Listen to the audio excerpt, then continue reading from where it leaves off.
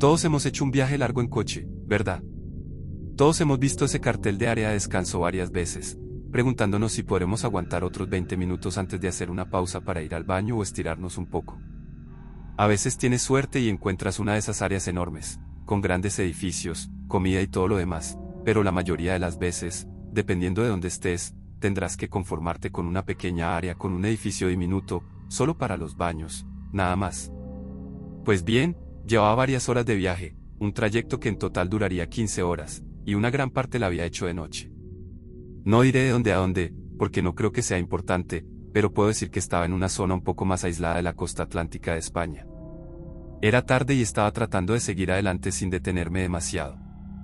No había muchos coches en la carretera a esa hora, de hecho, era bastante raro ver otros vehículos circulando. Estaba llegando a ese punto del viaje en el que necesitaba parar, y me estaba irritando por estar tanto tiempo sentado en el coche. Empecé a buscar un cartel de área de descanso y, cuando vi aquel cartel azul, me pareció una salvación. Así que, unos kilómetros después, decidí entrar.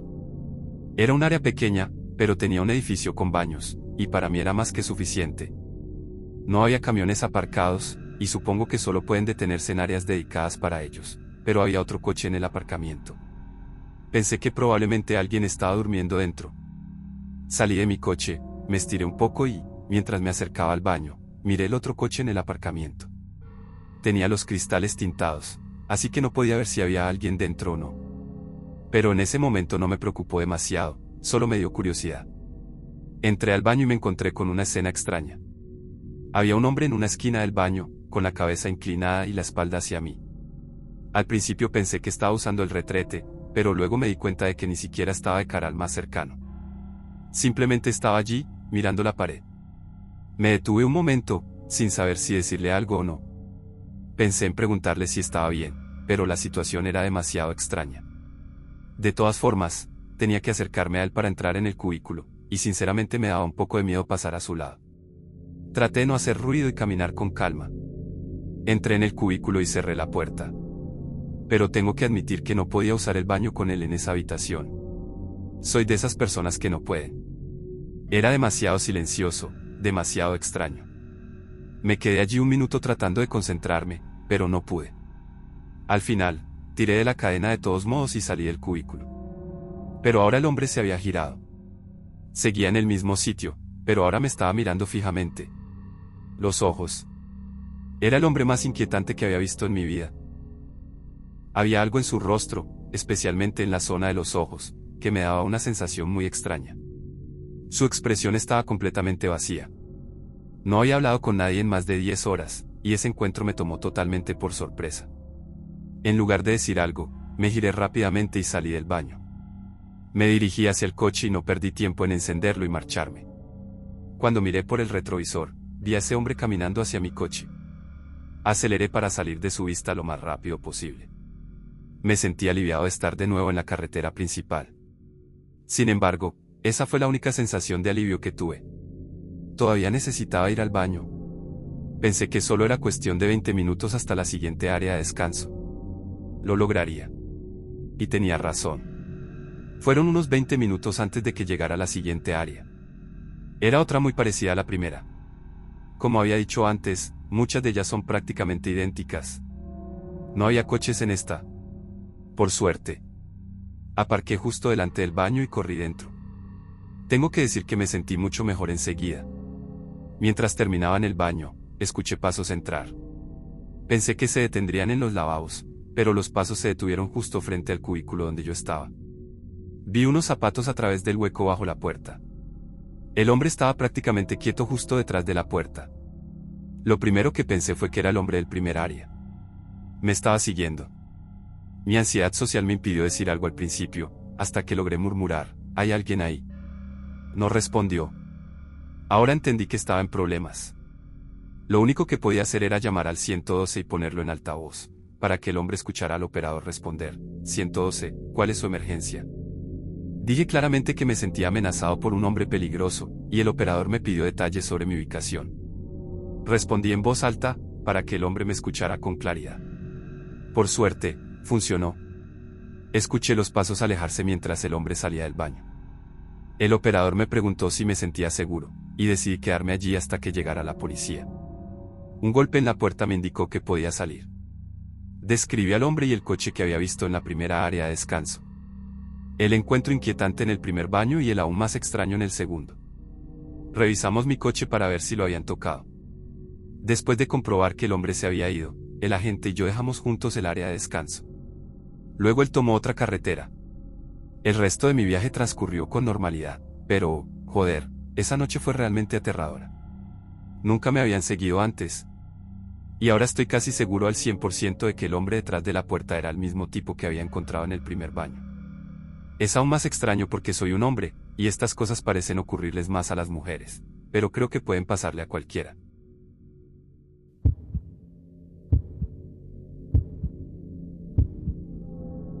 Después de mi última ruptura, me vi obligada a volver a vivir con mi familia.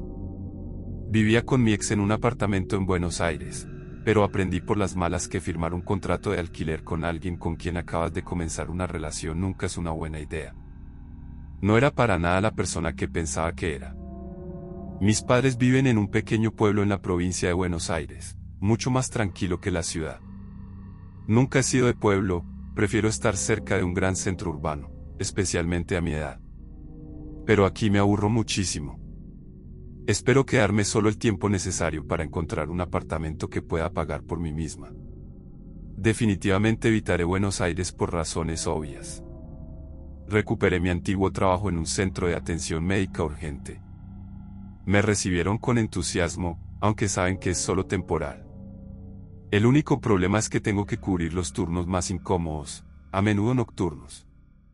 Las horas pasan lentamente y, aunque el trabajo no es difícil, altera completamente mi ritmo de sueño y mi ya escasa vida social. Cuando termino el turno, generalmente agarro algo para comer que sería técnicamente mi cena. A esa hora no hay muchas opciones abiertas, pero esta mañana salí a las 4 y decidí parar en un local que sirve desayuno desde esa hora. Pedí un sándwich de pollo y una ensalada para comer cómodamente en casa. También tuve que cargar nafta. Me paré en una estación de servicio en el camino a casa, una de las pocas abiertas de noche. El estacionamiento es enorme, pero rara vez veo otros autos allí, ni siquiera de día. Entré a pagar en efectivo para ahorrar unos pesos y luego volví a la bomba. Mientras tanto, un auto se había detenido cerca, un sedán azul. Un hombre bajó justo cuando comenzaba a cargar nafta. Bloqueó el mango de la bomba para que la nafta fluyera automáticamente y luego se acercó a mi lado. ¿Querés ver un truco divertido?, me preguntó. Inmediatamente odié esa interacción, pero por alguna razón respondí, ¿qué truco? Comenzó a hacer ese truco estúpido con los dedos, fingiendo separarlos con la otra mano. Seguía mirando sus manos y luego a mí con una expresión sarcástica. No entendía si hablaba en serio o si solo estaba bromeando. Reí de manera falsa para que parara, pero siguió. Incluso cuando miré para otro lado, no paró. Finalmente, escuché el clic de la bomba indicando que el tanque estaba lleno. Desenganché rápidamente la manguera y corrí adentro para terminar de hacer lo que me quedaba. Cuando salí, el hombre ya se había ido, pero su auto seguía allí y la nafta seguía fluyendo. No quería quedarme para ver a dónde había ido. Subí al auto y, por paranoia, revisé los asientos traseros para asegurarme de que no había nadie. Cerré las puertas con llave y arranqué. 5 minutos después, estaba en casa, ansiosa por comer mi comida de las 4:30 de la mañana. Tomé la llave de repuesto del escondite, abrí la puerta y la volví a poner en su lugar. Cerré la puerta con llave, como siempre hago al entrar. Fui directamente a la cocina para comer, tratando de no hacer ruido para no despertar a mis padres. Solo tenemos 2 autos en la familia, así que comparto el de mi mamá. En Buenos Aires no necesitaba un auto, pero desde que volví, simplemente uso la llave de repuesto para entrar a casa. Mientras comía, escuché la puerta de entrada abrirse y cerrarse. Me congelé, con la comida aún en la boca. Llamé en voz baja, mamá, papá. Ninguna respuesta. No escuchaba pasos. Corrí al vestíbulo para revisar. No había nadie. Mi corazón me latía en la garganta. Subí corriendo a la habitación de mis padres y abrí la puerta de golpe. Estaban los dos en la cama y se despertaron de inmediato por el ruido. Con voz baja pero aterrada, dije, alguien acaba de entrar a la casa, punto. Mi papá se levantó de un salto y corrió abajo. Lo seguí con cautela.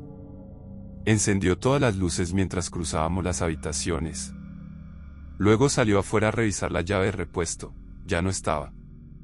Mi mamá estaba alterada, pero aún encontró tiempo para regañarme por no haber revisado mejor antes de ponerla de vuelta en su lugar. Mi papá comenzó a recorrer la casa, habitación por habitación. Cuando terminó de revisar la habitación de mi hermano mayor, salió para continuar la búsqueda, dejando la luz encendida. Yo me quedé allí y decidí revisar algunos rincones que él podría haberse saltado, aunque realmente no esperaba encontrar a nadie. Miré debajo de la cama y dentro del armario. Nada. Bajé nuevamente al piso principal. Mi papá ya estaba revisando el sótano. Aunque él estaba allí abajo, no quería bajar en absoluto. Pero la curiosidad pudo más. Fui al comedor, junto al vestíbulo. Me arrodillé y miré debajo de la mesa. Y allí estaba. No parecía real. Era el hombre de la estación de servicio, acurrucado debajo de la mesa. Lo reconocí al instante. Grité con todas mis fuerzas y mi mamá comenzó a gritar también. Mi papá subió corriendo, listo para pelear. El hombre salió de debajo de la mesa y trató de librarse del agarre de mi papá, que tenía al menos 20 años más que él. Al ver a mi papá sobrepasado, mi mamá y yo comenzamos a golpear al intruso con todo lo que teníamos. Solo cuando todos estábamos sobre él, decidió huir por la puerta de entrada. Llamamos inmediatamente a la policía, que llegó rápidamente. Pero ese hombre todavía tenía la llave de nuestra casa. Esa noche, los oficiales dejaron una patrulla en nuestro garaje para disuadirlo de regresar. Mi papá bloqueó la puerta con una silla y durmió en el salón. Al día siguiente, cambió la cerradura y mis padres dejaron de esconder una llave fuera de la casa para siempre. Me siento culpable por haber traído a ese hombre aquí y por mi distracción. Pero estoy convencida de que me siguió con las luces apagadas, porque no vi a nadie detrás de mí en el auto. Ahora quiero irme aún más.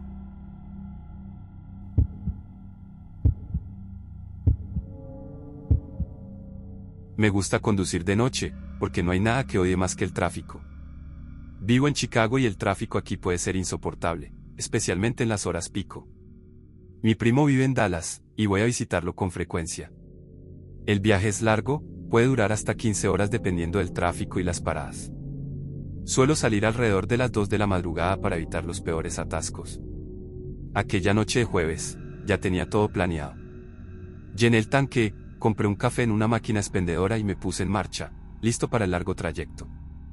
Una vez que dejé Chicago, el viaje fue fluido. La enero de 1955 estaba prácticamente desierta, y el silencio de la noche era casi relajante. Alrededor de las 4 de la mañana, comencé a sentir hambre. Decidí salir de la autopista a la primera área de servicio con un restaurante de comida rápida abierto.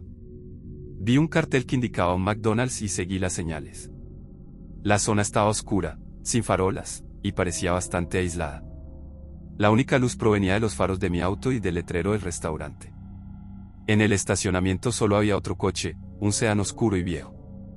Las luces del drive-thru estaban encendidas, así que pensé que estaba abierto. Me detuve frente al intercomunicador, esperando una respuesta.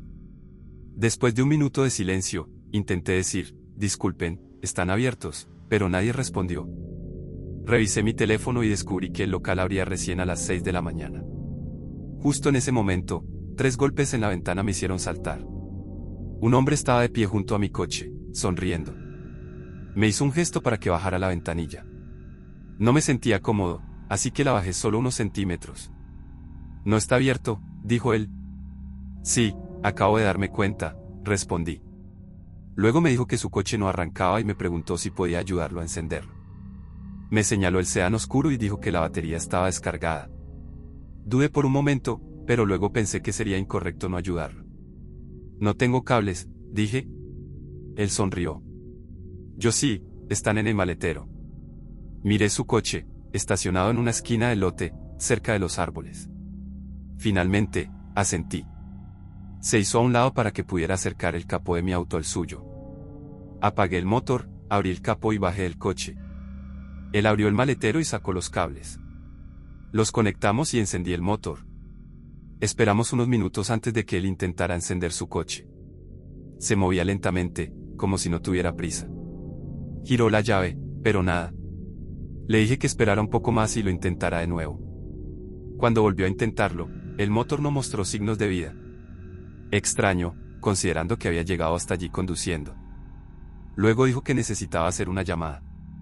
Se alejó, hablando en voz baja en un idioma que no reconocí. Cuando regresó, dijo que un amigo le había recomendado esperar unos minutos más.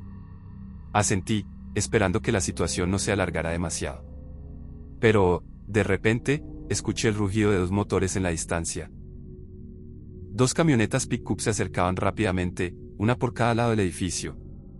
Mi corazón comenzó a latir con fuerza. Enseguida supe que algo iba mal.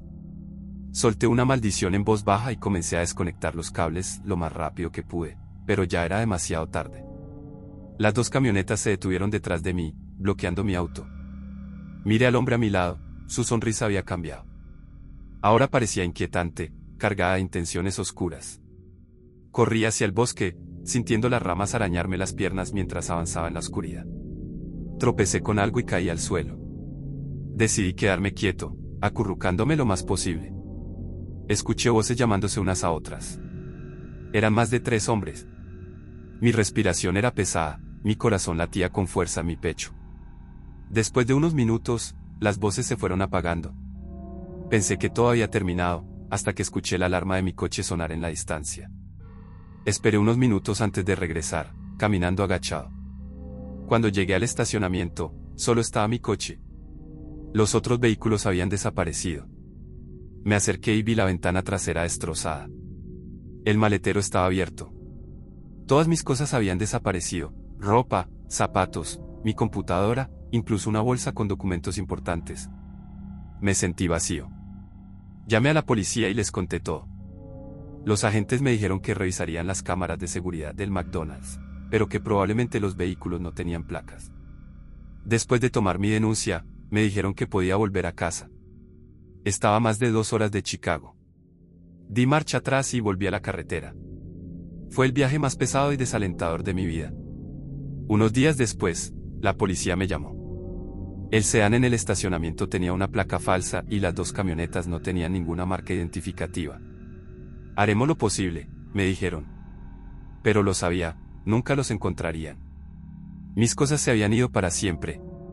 Creo en el karma, y espero que esos bastardos hayan recibido lo que se merece.